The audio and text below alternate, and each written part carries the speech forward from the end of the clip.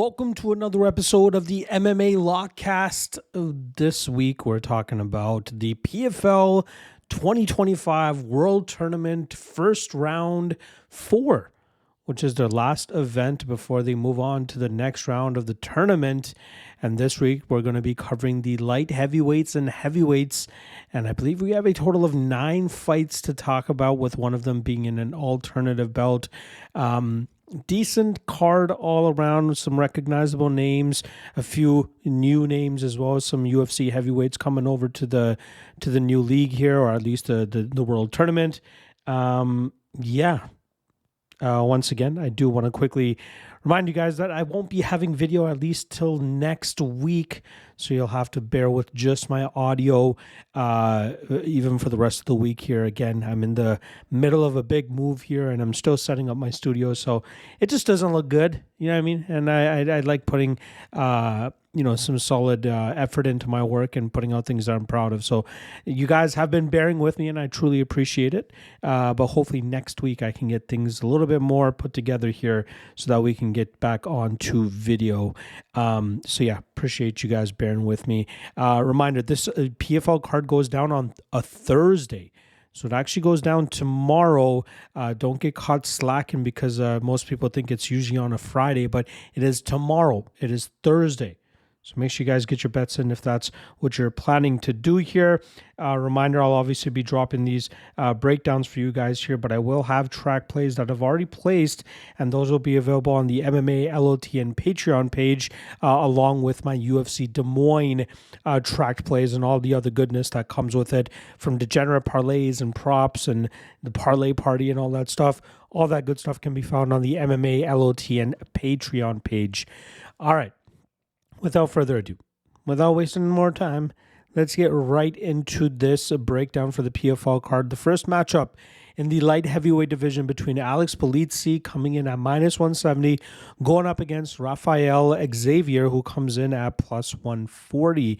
Now, Polizzi was able to successfully snap his 3-fight losing streak last time around, as he was able to win rounds 2 and 3 against Antonio Carlos Jr. He's a guy that largely leans on his wrestling, looking to just shut down opponents from that top position, either grinding them out or finding a finish with a TKO or a submission. His gas tank is not the greatest, but it could look good in fights where he's able to dictate the pace, especially with his wrestling, so he can suck some wind a little bit more from that top position while controlling his opponents on the mat. He trains out of Extreme Couture, holds a 5-4 record over his run with PFL, and he was 2-0 as an LFA fighter, where he actually won their title by defeating eventual UFC fighter Jamal Pogues back in February of 2020. He takes on Xavier, who was a guy that I originally came across back in September as I was researching Simeon Powell, or when Xavier fought Simeon Powell. Now, Xavier, I believe, is originally out of Germany, but has really jumped around the world in terms of his training at Extreme Couture sometimes, which, is weird because, I believe it was 10 or 12 weeks back, he actually posted a picture of him and Polizzi together training. So what's funny about that is Xavier actually even trained with his previous opponent, Simeon Powell, as they both had joined Johnny Walker's training camp and were mixing it up in the training room as well. So very weird that Xavier in back-to-back fights now is fighting the guy that he has recently trained with. He's a good Muay Thai fighter, has actually even helped Alexander Volkov in a recent training camp as well. He's a BJJ black belt, loves to utilize his Muay Thai and combination striking, but I would just love to see a little bit more urgency from him in certain fights, and I think that's why two of his right now he's on a 6-2 run, and both those losses have come by split decision. And I think a lot of it had to do with his lack of output, or at least looking to capture some big moments that would set him apart from his opponent. In this matchup against Polizzi, I do lean with Polizzi's wrestling ever so slightly, but if he can get this fight to the ground, Xavier could absolutely batter him on the feet. I don't have all the confidence here in Polizzi, but I have to lean with his wrestling because there just isn't enough recent tape on Xavier dealing with a guy of the wrestling of Polizzi, and you have to wonder, what their training sessions look like when they were mixing it up at the Extreme Couture gym. So I'm going to go Polizzi. Can't justify betting him at minus 170, but I'm going to lean with his wrestling to grind this one out. All right, next up, we go to the heavyweights now, where we got Rodrigo Nascimento making his PFL debut, coming in at minus 110, going up against Abraham Babli, who comes in at minus 110 as well. Now, Nascimento came off a very bad performance against Alexander Romanov back in November, and that turned out to be the last fight on his UFC deal, and he was eventually cut from the promotion after that. That was on the back end of a 2-fight losing streak. The first of those losses coming in his first UFC main event, where he came up short against Derek Lewis in prime Derek Lewis fashion, as Lewis was down going into that third round, and Nascimento eventually collapsed under the pressure and was knocked out. Nascimento, not a bad all-around mixed martial artist. He can utilize a good jab and combination striking. I believe he has a BJJ black belt as well, and he can take fights to the ground if he needs to, but we've seen in past fights that when opponents really start to take control of fights and dictate the pace, he usually ends up falling short to those types of styles, and usually lets opponents to kind of just cruise to decision victories, or even just finish him like Derek Lewis was able to. He's going up against Abraham Babli, who suffered his first professional loss last time out, as he came up short against Slim Trebelsi by split decision. It was a very close fight that could have easily gone either way, but ultimately, Trebelsi was really able to put a stamp on it late, with grinding Babli out in the last minute and a half to 2 minutes of that fight. He's a fast, compact, and explosive heavyweight, seemingly on the smaller side of heavyweight, but still his power and explosivity makes up for some of those shortcomings, and we've seen him utilize his strength to really nullify opponents on the mat and grind them out from that top position. He trains out of a great team at Manchester Top Team, alongside the likes of Lerone Murphy and Atiba Gauthier, and he has a high-level coach in Carl Prince, who is definitely forming him and molding him into a better mixed martial artist. And I think that loss to Trebelsi will do a lot for his confidence in terms of the experience he was able to garner from that fight, going to a split decision against a 7-0 opponent. And now coming into this matchup against a former UFC fighter, you got to believe Babli is very motivated to try to turn the tide of what happened last time around.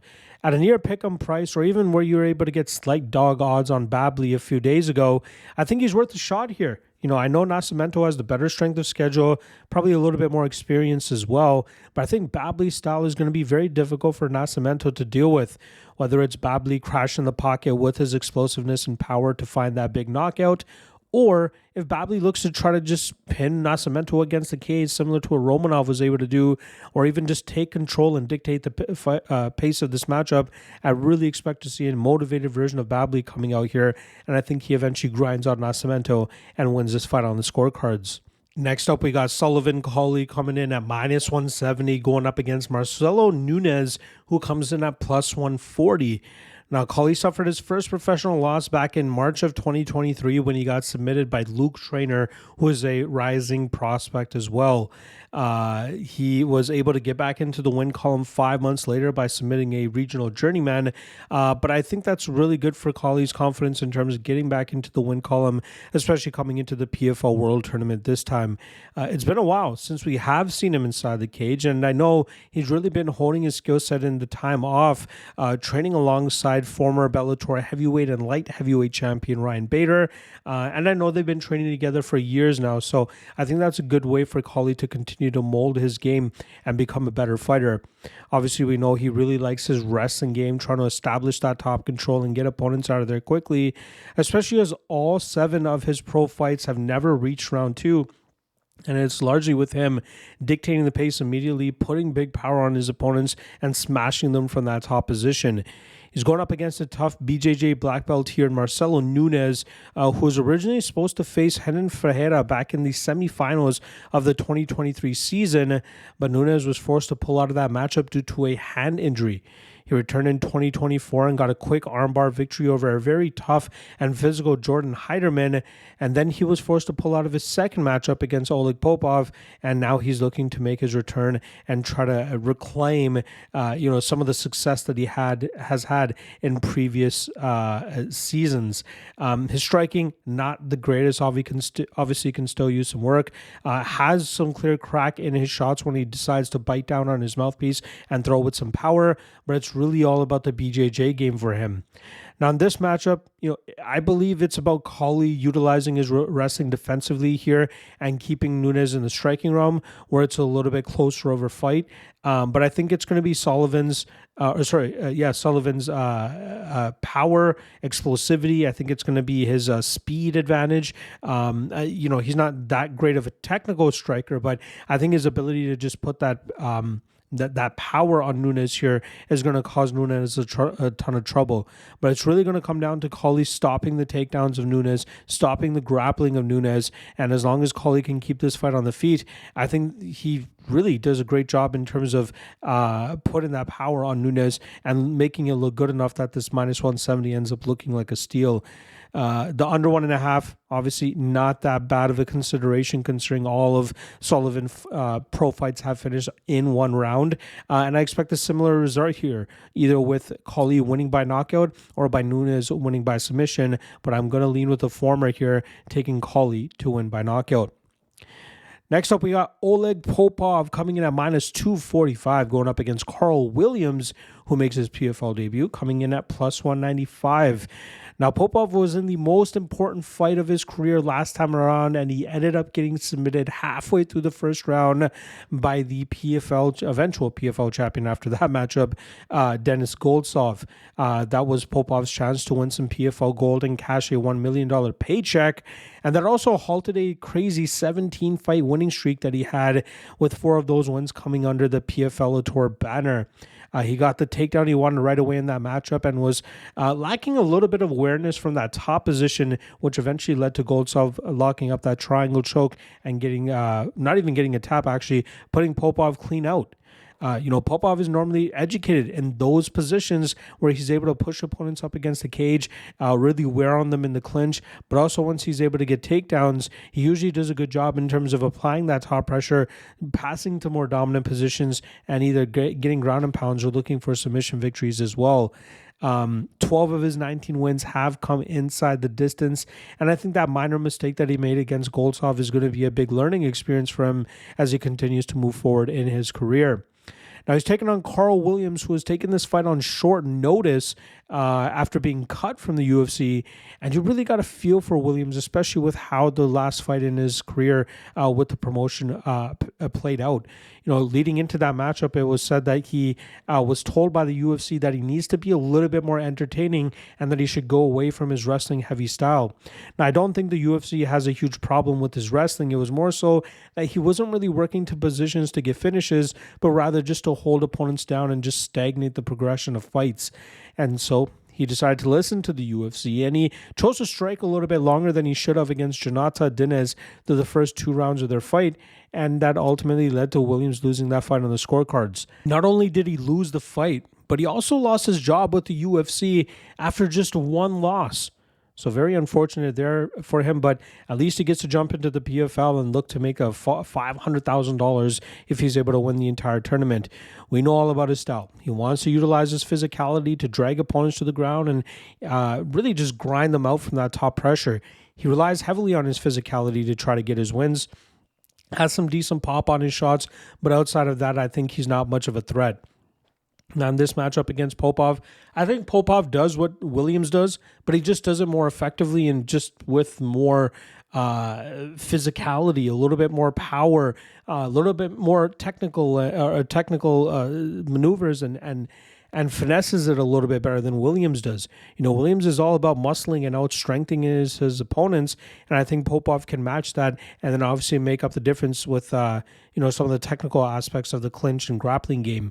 I really like Popov here, and I was expecting him to be a little bit bigger of a favorite, but I believe that the UFC rub that Carl Williams is getting is likely factoring into this matchup being a little bit closely lined or closer lined than I believe it should be, but that's still going to allow me to take Popov at a decent number here, and I really like him at this minus 245 line. Next up, we got Alexander Romanov coming in at minus 700 for his PFL debut, going up against former UFC fighter Tim Johnson, who comes in at plus 500. Now, it's hilarious to see Romanov get cut after his last victory over Rodrigo Nascimento, who he grinded out over 15 minutes, not relying as heavily on his takedowns, but the clinch game, he was able to shut down Nascimento for the first 2 rounds. And then in the third round, he was able to jab away his victory pretty much, as Nascimento was scared of the initiation of the clinch or potential takedowns. But Romanov really asserted himself that night and was able to get the win.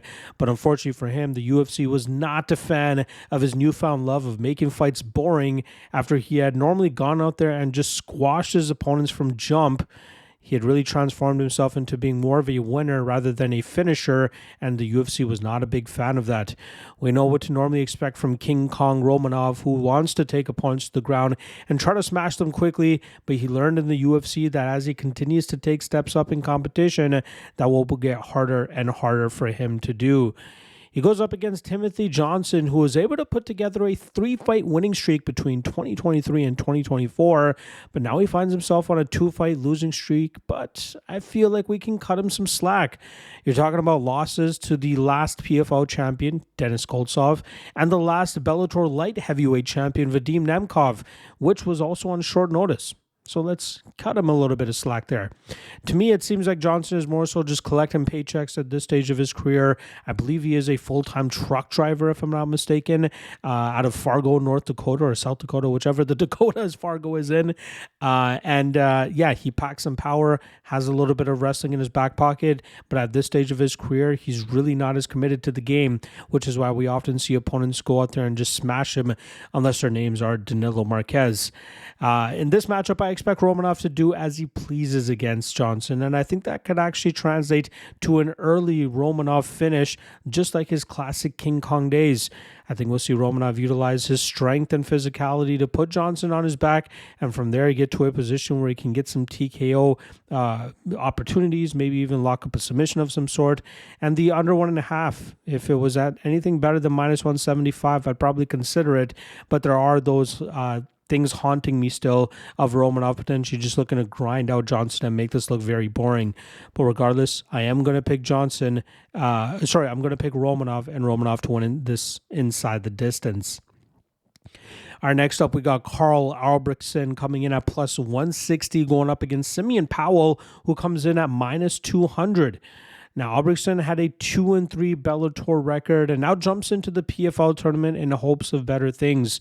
He ended his Bellator career 0-2 and then went back to the Swedish regional scene where he's gone 1-1, with his last fight being a loss to regional veteran Chuck Campbell. Normally, Albrektsson is a very strong wrestler who likes to take his opponents to the ground and do good work from that top position, but it's getting harder for him to do that against higher levels of competition. He even has a Bellator victory over Davlet Yagshimuradov from back in October of 2021, and that's a fighter that just won the PFL tournament this past season. He's been very hit and miss with the style, very inconsistent, beating guys like Yagshimuradov and then end up losing to guys like Carl Moore and Chuck Campbell. It's still a question mark in terms of how consistent his performances can be, but when he shows up, he's one of the top 20 light heavyweights on the planet, top 25 maybe, especially with the wrestling that he brings to the table and the strength of schedule and experience he's already been able to accrue throughout his career. You're also talking about a guy that nearly had a victory over Yuri Prochazka had it not been for Albrektsson's cardio issue late in that matchup, but he was doing very well against former UFC champion Prochazka. Now, talking about Simeon Powell, who lost the PFL Europe tournament back in December of 2023 at the hands of Jakob Neto, Powell managed to bounce back in September as he picked up a split decision victory over Rafael Xavier. That was a very close matchup that could have gone either way, and still kind of kicking myself that Xavier was not able to get the win, as I backed him as a plus 350 underdog that night, but he did showcase some solid effort and an ability to showcase that fight with Powell was going to be much closer than the odds portrayed. Powell is a fighter that normally likes to implement his calf kicking game from distance, slowly chipping away at opponents and either mixing in his grappling if he sees the openings for it, or just sticking with the striking and picking opponents apart. He came up alongside Brad Pickett at Great Britain top team, but it seems like he's really mixing up his training this time around, as he's been sharing training rooms alongside Modestas Bukauskas, Tom Aspinall, and even Ante Delia. He's still 26 years old, so there's plenty of time for him to still gain experience and become a better fighter. And I think this training that he's been getting as of late will really start to shine in the next few years as he starts getting closer and closer to his prime. The over 1.5 is the most intriguing line in this matchup for me, especially around that minus 170 mark. I think that we'll see Albrektsson look to try to implement his grappling more often than not. I think that will cause this fight to go into deeper water. I think Powell will still end up coming out on top by landing more damage. I think his defensive grappling will hold up enough here to cause Albrektsson some trouble. But again, a lot of those takedown attempts and those clinch situations will eat off a lot of clock here. And I think that we'll see this fight get into the third round at least. I think it ultimately comes down to Powell getting this win by decision, landing more damage, defending the takedowns, and chewing up that lead calf of Carl Albrektsson.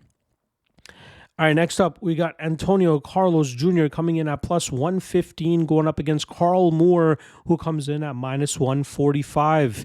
Now, Carlos Jr. won the 2021 season of the PFL, but is now 3-1 since that matchup, or since that victory, I should say, winning that season. His last fight was a loss to Alex Polizzi in June, which is where it seemed like ACJ ran out of gas about 6 or 7 minutes into that fight, and Polizzi was able to take over and even spend some solid moments in that top control where ACJ is seemingly very threatening with his high-level BJJ game, but considering how tired he was unable to get off much offense off of his back. And that's kind of the tail of the tape with ACJ. You know, this is a guy that wants to get fights to the ground immediately, and he is physical and big and brooding enough to get those positions against most opponents. But if he's unable to pull off an early victory and he can't dictate the pace of fights, he'll start to fall behind and end up getting out damaged or out-controlled by superior fighters and end up losing on the scorecards. But we still have to respect his BJJ, especially in the first round of most fights, and with how well he does in terms of getting the back of his opponents and looking for submissions. Now, he's going up against a big and tough physical fighter in Carl Moore, who had the biggest fight of his career last time out as he got outworked and eventually defeated by Corey Anderson for the Bellator title, I believe it was. That was Moore's opportunity to add another title to his mantle, which is where he already has his Cage Warriors title, but it was too much for him to take on a guy like Anderson, who had him covered in pretty much every aspect of mixed martial arts. Moore normally implements a grinding wrestling game to wear his opponents out, but again, guys that are better at doing that than him are usually able to get the better of him. In the striking realm, he's pretty tepid-paced, likes to utilize some combinations, but doesn't utilize a ton of volume or pressure, and he has some decent sting on his shots to eventually set up some other takedown attempts for him to mask them really well behind those strikes. I'll give him credit for making the full 25 minutes against Corey Anderson last time around, as I really expected him to start slowing down, especially in a fight where he was unable to dictate the pace. But to his, fortune, I guess, he wasn't really forced to fight a super high-level pace that Corey Anderson normally implements against his opponents. In this matchup against Junior, I feel like a lot of it will be taking place with these guys jockeying for a position in the clinch, with ACJ looking for takedowns while Carl Moore is actually looking to defend here. But very low confidence on either side. I think if this fight gets into the second round, it probably starts swinging towards Carl Moore. Whereas if this, ACJ is able to get that early position, he might be able to find that submission sooner than later. If ACJ can't get it done within a round and a half, I think it starts to go south for him, and that might be a good live betting opportunity on Carl Moore, but I can take him at minus 145, especially with the early BJJ threat of ACJ. Again, though, I can't build the confidence on ACJ even at this plus 115 line. If the line starts to move some more and we get ACJ, closer to plus 150, plus 160 range, then I might be, intrigued enough to take a shot at that point. But just recent performances haven't really made me believe too much in ACJ. His cardio issue is a little bit of a concern as well. So it's tough to really build that confidence. In terms of an official prediction, I am going to go ACJ, Antonio Carlos Jr. to win by submission. But this fight seems more so of one to just sit back and see how both guys look and maybe see if we would bet against or on them in the next round of the PFL World Tournament. All right, co-main event time now, as we have former Bellator heavyweight champion Valentin Moldavsky coming in at -155, going up against fellow Russian Sergey Bilostenniy, who comes in at +125. Now, I feel like Moldavsky has really been underperforming in recent fights. He's 2-3 since losing the title to Ryan Bader in January of 2022. There's been some tight moments where it feels like if he just pushed it a little bit more, he would have ended up coming out on top against some of these guys. Even the Linton Vassell fight from back in June, that was a fight that seemingly was having the momentum in his favor, seemingly like a fight that, he just needed to hold on for about 2 or 3 more minutes in that final round to get the victory. And then Vassell was able to pull off a reversal and able to ride out the rest of that round and hand Moldavsky that loss that night. Normally Moldavsky showcases clean, crisp boxing combinations, but also the ability to grind out opponents in the clinch or looking to take them to the ground and showing some decent top control as well. I'd like to see a little bit more positional dominance and control from Moldavsky, but against, certain heavyweights, he should be able to implement his style and showcase why he was one of the better heavyweights on the Bellator roster and that he's better than the current 2-3 run that he's currently on. Now, he's going up against Sergey Bilostenniy, who was able to even the score and right the ship after his victory over Tyrell Fortune back in August, where he got him with a heel hook. If you remember, they had met previously back in April of 2023, where Fortune was having some success with his takedowns and controlling Bilostenniy until Bilostenniy started defending takedowns with shots to the back of the head, which eventually stopped the fight and forced a DQ towards Bilostenniy. Bilostenniy was able to pick up a few wins after that, getting that second win over Blagoy Ivanov, which was a very fun performance, showcasing a little bit more volume, output, and power, and defeating Ivanov on the scorecards. And then again, the rematch against Fortune, he got taken down immediately, but eventually worked for a heel hook position where he was able to force the tap from Fortune. It's really just been his takedown defense that has haunted him throughout his career.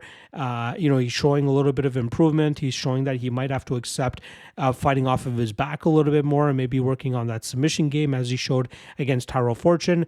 But Fortune has always been a little bit of a flaky fighter, so I can understand how Bilostenniy was able to get a heel hook against him.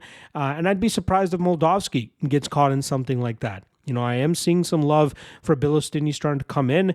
Moldavsky, I believe, was closer to -250, now dropping to about -155.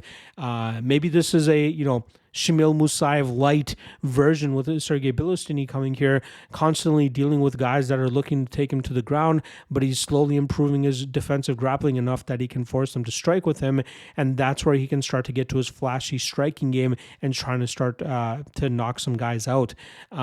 I think he's going to struggle to do that here against Moldavsky. I think Moldavsky will do a good enough job in terms of just keeping this fight where he needs to, maybe being a little bit competitive in the striking realm, but really starting to wear on Bilostenniy up against a cage or even looking for takedowns and trying to assert that dominant position from top control. I'll lean Moldavsky here. -155 is more than a worthy line to consider on a guy like this. I'm just hoping he doesn't go out there and underperform once again, because him, 80% is still more than capable of beating a guy like Bilostenniy, in my opinion. So give me Moldavsky and Moldavsky by decision. All right, that brings us to the main event now, as we have former Bellator light heavyweight champion Phil Davis coming in at +120, going up against former PFL champion Rob Wilkinson, who comes in at -150. Now, Phil Davis has not competed in 2 years, And that's the longest layoff that he's had in his 31 fight MMA career. So that's something to consider for the 40-year-old as he comes into the PFL. That last fight was a split decision loss against Corey Anderson in a fight that I thought Anderson controlled for the most part, from stuffing the takedowns of Davis to battering him on the feet, maybe even getting some grappling and clinch success of his own. But I just thought it was a bad stylistic matchup overall for Davis, hence why Anderson was able to win that fight. Davis is a guy that's often come from not often, he comes from a wrestling background and has done a decent job in terms of transforming it into the MMA game, but not to the point that to the point where we expect him to really achieve his potential when he first came into the UFC years and years ago. He's 11-4 with Bellator. Captured the light heavyweight title, as I said, and those 4 losses only came against guys that would go on to be eventual champions in Bellator. He's 40 years old. It seems like his camp of Alliance MMA in San Diego has kind of fallen apart with, a lot of the training partners moving shop. The head coach, actually, Eric Del Fiero, I believe he's the head coach of the UFC Mexico PI now. So very weird situation for Davis, being in this lull of trying to find perfect training and something that's catered towards him, especially to be successful at 40 years old. He's going up against Rob Wilkinson here, who was cut from the UFC. Then he went 5-0 and found himself in the PFL 2022 finals, where he ended up getting the second round stoppage over former UFC fighter Omari Akhmedov. After that, he tried to repeat in 2023, but unfortunately was popped for a banned substance after his victory over Thiago Santos, and then he was disqualified from the rest of the tournament.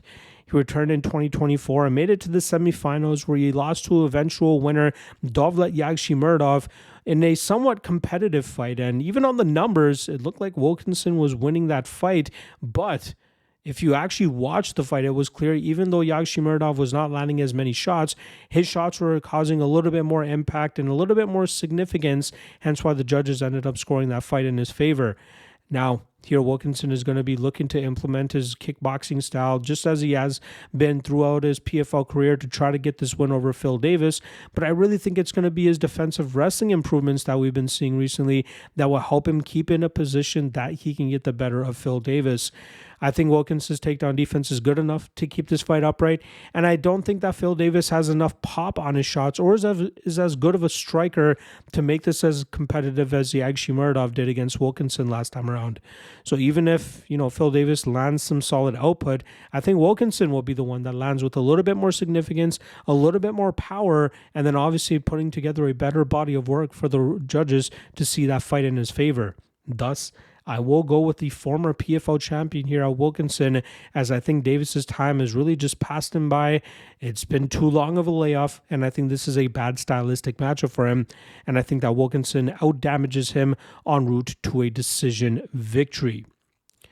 There you guys go. Full card breakdown for PFL, the last event of their first round.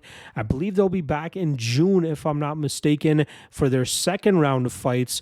But hopefully you guys enjoyed this first round, and hopefully we're able to cash some tickets here.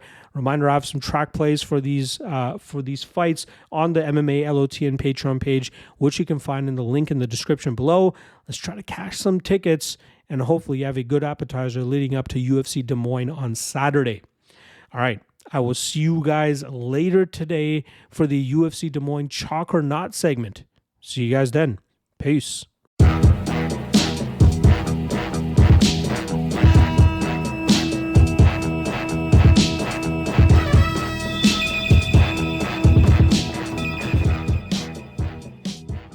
Last thing.